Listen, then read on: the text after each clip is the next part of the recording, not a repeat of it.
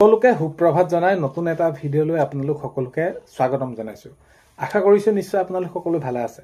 ভালে থাকক, ভালে থাকতে বিচাৰোঁ। আজিৰ দিনটো আপোনালোকৰ ভালে ভালে যাওক তাৰে কামনা কৰিছোঁ। আজি হৈছে ২৬ মে'। ২৬ মে' ৰাতিপুৱাৰ কেইটামান খবৰ আপোনালোকলৈ লৈ আহিছোঁ। আপোনালোকে ভিডিঅ'টো শেষলৈকে চাই আপোনালোকৰ মন্তব্য কমেণ্টৰ জৰিয়তে জনাবলৈ নাপাহৰিব। আৰু ভিডিঅ'টো ভাল পালে লাইক এটা কৰিব আৰু শ্বেয়াৰ কৰি দিব বুলি আশা কৰিলোঁ। প্ৰথমটো খবৰ যদি আমি চাওঁ, পেট্ৰল ডিজেলৰ যি মূল্য বৃদ্ধি, যি দাম বৃদ্ধি হ'ল, এতিয়া সেই বৃদ্ধিয়ে জ্বলা-কলা খুৱাইছে ৰাইজক। তেতিয়া যিহেতু এই যি পেট্ৰল ডিজেলৰ দাম, পেট্ৰল ডিজেলৰ আজি যদি আমি চাওঁ ২টা সপ্তাহৰ ভিতৰত, তো এই পেট্ৰল ডিজেলৰ দাম চতুৰ্থবাৰলৈ এইখিনি বৃদ্ধি পালে। তো এই বৃদ্ধিসমূহ হোৱাৰ লগে লগে আমাৰ যিসমূহ অত্যাৱশ্যকীয় সামগ্ৰী, সেই মূল্যবৃদ্ধি সামগ্ৰীবিলাকৰ মূল্যবৃদ্ধি হোৱাটো স্বাভাৱিক। কাৰণ কেলৈ ইটোৰ সৈতে ইটোৰ জড়িত। যাতায়াত ব্যৱস্থাৰ জৰিয়তে গাড়ী মটৰত বিভিন্ন ঠাইৰ পৰা সেই বস্তুবিলাক আহে আৰু বস্তুবিলাক অহাৰ যি তেওঁলোকে গাড়ীয়েদি আনিব, তাত তেলৰ পৰিমাণ যেতিয়া নেকি বৃদ্ধি হ'ব লিটাৰৰ প্ৰতি, তো তেতিয়া স্বাভাৱিক এইখিনি বৃদ্ধি হোৱা। তো এতিয়া লৈ এই যি পেট্ৰল ডিজেলৰ এতিয়া দাম বৃদ্ধি হৈছে, তাক লৈ এতিয়া কি হৈছে, জনতাৰ, সাধাৰণ ৰাইজৰ, সকলো ৰাইজৰ এইখিনি কি হৈছে, ৰামটাঙন পৰিছে মূৰত। তেতিয়া আগন্তুক সময়ত এই ব্যৱস্থাটো, এই যে মূল্য বৃদ্ধি হৈ আছে অত্যাৱশ্যকীয় সামগ্ৰী, দৰৱবোৰ হওক, পেট্ৰল ডিজেল হওক, এইখিনি ৰোধ কৰিবলৈ কৈ আছে সকলোৱে। যদি আমি চাওঁ দল সংগঠনৰ ফালৰ পৰা কৈছে, যদি চাওঁ আমাৰ বিৰোধীয়ে সেইখিনি মন্তব্য কৰিছে, তেওঁলোকে সেইখিনি কৈছে যে এইখিনি ৰোধ কৰিবৰ বাবে কিবা কৰিব লাগে। মুঠৰ ওপৰত এই যি মূল্যবৃদ্ধিটো ৰোধ কৰিব লাগে। তো ইয়াক লৈ দেখা যাব আগন্তুক সময়ত কি কেনেদৰে ব্যৱস্থা গ্ৰহণ কৰে। কিন্তু এতিয়া দেখা গৈছে যি দিনে দিনে পেট্ৰল ডিজেলৰ হওক, ৰন্ধন গেছৰে হওক, অত্যাৱশ্যকীয় সামগ্ৰী হওক বৃদ্ধি হোৱাত সকলো খুব হৈ পৰিছে এইখিনি ক্ষেত্ৰত তেওঁলোকে।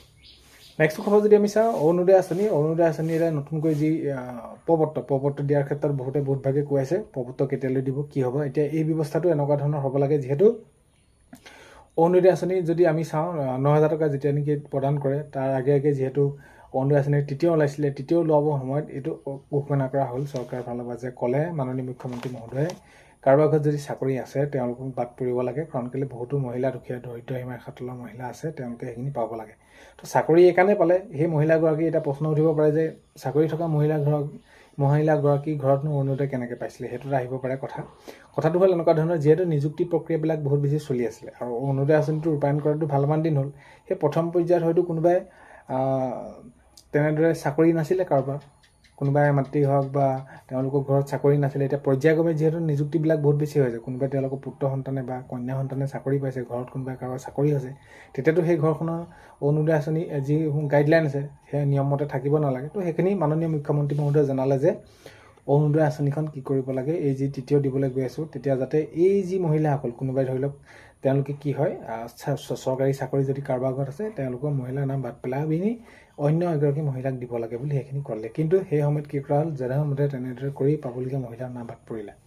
তো সেইবাবে এইটো যি এইবাৰ নতুনকৈ চাৰি ওলাবলৈ গৈ আছে, সেইবাবে আমাৰ ফালৰ পৰা বা এই সকলোৱে বিচাৰে যে এইটো এটা নিকা প্ৰক্ৰিয়াৰ মাজেৰে হওক। মুখ্যমন্ত্ৰী মহোদয়ে যেনেদৰে বিচাৰিছে, এতিয়া তেওঁলোকে যদি চৰকাৰী কোনোবা লোকক দায়িত্ব দিয়ে, তেনেহ'লে নিশ্চয় ভাল হ'ব। আৰু আগন্তুক সময়ত আপোনালোকে বহুতে সুধিছে কেতিয়ালৈ ওলাব, কি হ'ব। এতিয়া এই অৰুণোদয় আঁচনি 4 ক্ষেত্ৰত অতি সোনকালে ওলাব বুলি সেইখিনি মাননীয় মুখ্যমন্ত্ৰী মহোদয়ে কৈছে। আৰু এইটো কথা আপোনালোকে সুধি আছিলে যে যিসকলে পাই আছে কেতিয়ালৈ পাব, এইটো আপোনালোকে প্ৰশ্ন কৰিছিলে। তো এইটো আগন্তুক যি 10 তাৰিখে আছে আপোনালোকৰ জুনৰ 10 তাৰিখে আপোনালোকে পাবলৈ কৈ আছে। বহুতে সুধি আছে বন্ধ হৈ যাব নেকি, বন্ধ হৈ গৈছে বা এইখিনি খবৰ আহিছে, তেনেকুৱা ধৰণৰ কোনো নহয়। অৰুণোদয় আঁচনি বন্ধ হৈ নাযায়। মাননীয় মুখ্যমন্ত্ৰী মহোদয়ে নিৰ্বাচনৰ আগতে এইখিনি মন্তব্য কৰিছিলে, আপোনালোকৰ হয়তো নিশ্চয় মনত আছে। অৰুণোদয় আঁচনি কেতিয়াও বন্ধ নহয়, সেইখিনি আপোনালোকৰ কণ্টিনিউৱাছ স্কিম, সেইখিনি চলি থাকিব। এতিয়া নেক্সটটো চাম ঔষধৰ দাম। ঔষধৰ মূল্যবৃদ্ধি ইমানকৈ বাঢ়িছে, যদি আপোনালোকে কোনোবা এটা ঔষধ পূৰ্বতে আপোনালোকে 30 টকাত পাইছিলে, এতিয়া হ'লেও সেইটো কমেও 32 টকা 35 টকা এনেকুৱা পৰ্যন্ত হৈছে। তো এই বস্তুটো ৰোধ কৰিব লাগে। আৰু বিশেষকৈ ঔষধ যদি দাম বাঢ়ি যায়, তেনেহ'লে বিশেষকৈ একেবাৰে সাধাৰণ শ্ৰেণীৰ লোকসকল বহুত বেছি বিপদত তেওঁলোক পৰিব। কাৰণ কেলৈ এই যি ঔষধ বা এই যি তেওঁলোকৰ স্বাস্থ্য, কাৰণ কেলৈ এতিয়া কোনো ধৰিব নোৱাৰে কাৰ কেতিয়া কি হয়। কোনোবা এটা বেমাৰত হ'ল বা কিবা এটা ঔষধ কৰিব লগা হ'ল, যদি তেওঁলোকৰ হাতত সেইখিনি পইচা নাথাকে, টকা নাথাকে, অৰ্থ নাথাকে, তেনেহ'লে কেনেকুৱা এটা পৰ্যায়লৈ গুচি যাব। তো সেইবাবে ইয়াৰ যি মূল্যবৃদ্ধি হৈছে অত্যাৱশ্যকীয় সামগ্ৰী বা পেট্ৰল ডিজেল বা ইন্ধনক, তো এই ঔষধৰ এই যি মূল্যবৃদ্ধি, এইটো হ্ৰাস হ'ব লাগে বা ৰোধ কৰিব লাগে বুলি সকলোৱে দাবী জনাই আছে। মুঠৰ ওপৰত এইখিনি ৰোধ হ'ব লাগে, তেতিয়াহে জনতাই অলপমান সকাহ পাব। নেক্সট খবৰ যদি আমি চাওঁ বিদ্যালয় প্ৰাধিকৰণ এতিয়া বিদ্যালয় প্ৰাধিকৰণ কৰাৰ ক্ষেত্ৰত যিহেতু এতিয়া এইখিনি আপোনালোকে যদি চাই তেনেহ'লে যি আপোনালোকৰ বাবে এটা পৰ্টেল মুকলি কৰি দিলে PMS পৰ্টেলত আপোনালোকে আবেদন কৰিলে এই প্ৰক্ৰিয়াটো কেতিয়ালৈ কাৰ্যকৰী হ'ব এইখিনি বহুতভাগে সুধি আছে আৰু এতিয়া মাননীয় মুখ্যমন্ত্ৰী মহোদয় যিহেতু প্ৰতিশ্ৰুতি এইখিনি নিৰ্বাচনৰ প্ৰাক্ষণত দিছিলে যে যিসমূহ ভেঞ্চাৰ পৰ্যায়লৈ বিদ্যালয় আছে অতি সোনকালে এইখিনি প্ৰাধিকৰণ কৰা হ'ব আৰু এইখিনি ক্ষেত্ৰত আমি কাৰ্যকৰী দিশে আগবাঢ়িবলৈ চেষ্টা কৰিম অতি সোনকালে আমি কৰিম তো আমি সেইখিনি অতি সোনকালে আমি কৰাৰ প্ৰক্ৰিয়াখিনি কাম কৰিম এতিয়ালৈকে কোনো মন্তব্য আগবঢ়োৱা নাই যদিও কিন্তু এই যি বিদ্যালয় প্ৰাধিকৰণ প্ৰক্ৰিয়াটো অতি সোনকালে কাৰ্যকৰী কৰাৰ দিশে আগবাঢ়িব অৰ্থাৎ আপোনালোকক যিসমূহ প্ৰতিশ্ৰুতি দিছিলে অতি সোনকালে কৰিব যদি এইসমূহ কাম পাছলৈ থৈ দিয়ে যিহেতু 5 বছৰৰ ভিতৰত সকলোখিনি কাম কৰিব লাগিব বুলি মুখ্যমন্ত্ৰী মহোদয়ে কৈছে কিন্তু যদি বিদ্যালয় প্ৰাধিকৰণ প্ৰক্ৰিয়া এইটো যদি আমি পাছলৈ কৰি থৈ দিয়ে তেনেহ'লে কি হ'ব বহুতো শিক্ষাগুৰু অৱসৰ গ্ৰহণ কৰিব বহুতো শিক্ষাগুৰু তেওঁলোকে অৱসৰ গ্ৰহণ কৰাৰ পিছত তেওঁলোকৰ অৱস্থাটো কি হ'ব সেইটো আমি পাই আহিছোঁ দেখি আহিছোঁ 2013 চনৰ যিসকল শিক্ষাগুৰু অৱসৰ গ্ৰহণ কৰিছিল তেওঁলোকৰ আজি বৰ্তমান অৱস্থা কি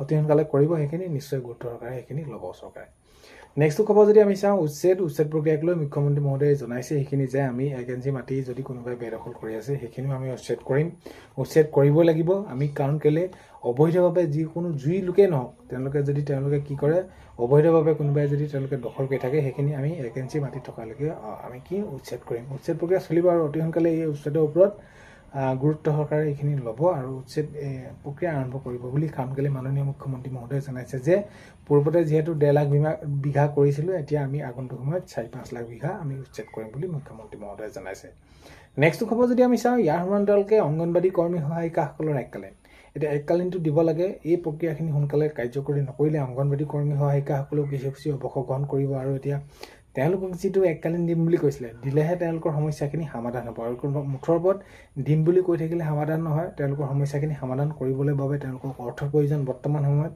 তেওঁলোকক যদি আমি চাওঁ প্ৰত্যেকটোৰ ক্ষেত্ৰতে তেওঁলোকে কামখিনি নিকাকৈ কৰি আছে FRS পদ্ধতি বাতিল কৰিবলৈ কৈছে তেওঁলোকে সেইখিনি অসুবিধা পাইছে তো এইখিনি ক্ষেত্ৰতো নিশ্চয় আগন্তুক সময়ত কাৰ্যকৰী কৰিব মুঠৰ ওপৰত এই অংগনবাড়ী কৰ্মী সহায়িকাসকলৰ তেওঁলোকৰ যি এককালীন অতি সোনকালে দিব লাগে কাৰ্যকৰী কৰিব লাগে কৈ থাকিলে নহয় কামেৰে কৰিব লাগে এইখিনি ক্ষেত্ৰত নিশ্চয় মাননীয় মুখ্যমন্ত্ৰী মহোদয়ে যিহেতু জনাইছে যে আমি এই 5 বছৰ সময়ত সকলোখিনি কাম কৰিম কিন্তু 5 বছৰ সময় হয়তো তেওঁলোকে শেষলৈ নথব এইখিনি অংগনবাড়ী কৰ্মী সহায়িকাসকলক যি এককালীন নিম কৰিছিলে এইখিনি সিদ্ধান্ত গ্ৰহণ কৰিছিলে আগন্তুক সময়ত অতি সোনকালে দিয়া এইখিনি নিশ্চিত হৈ পৰিছে বা দিব সেইখিনি সকলোৱে আপোনালোকৰ বাবে ভাল খবৰ ওলাব তো আজি 26 মে ৰাতিপুৱা খবৰ আপোনালোকক এইকেইটা জনালো আপোনালোকে ভিডিঅ'টো শেষলৈকে চোৱাৰ বাবে বহুতেই বেছি ধন্যবাদ এইখিনিতে আপোনালোকক এটা অনুৰোধ কৰিম চেনেলটোলৈ আপোনালোক যিসকল নতুনকৈ আহিছে চেনেলটো ছাবস্ক্ৰাইব কৰাৰ লগতে কাষত থকা বেল আইকনটো প্ৰেছ কৰি অল কৰি থ'ব যাতে নতুন এটা ভিডিঅ' দিয়াৰ লগে লগে আপোনালোকে আগতীয়াকৈ চাবলৈ পায় যদি ভিডিঅ'টো চাই ভাল পালে আপোনালোকে লাইক এটা কৰি দিব আৰু শ্বেয়াৰ কৰি দিব বুলি আশা কৰিলোঁ আগন্তুক সময়ত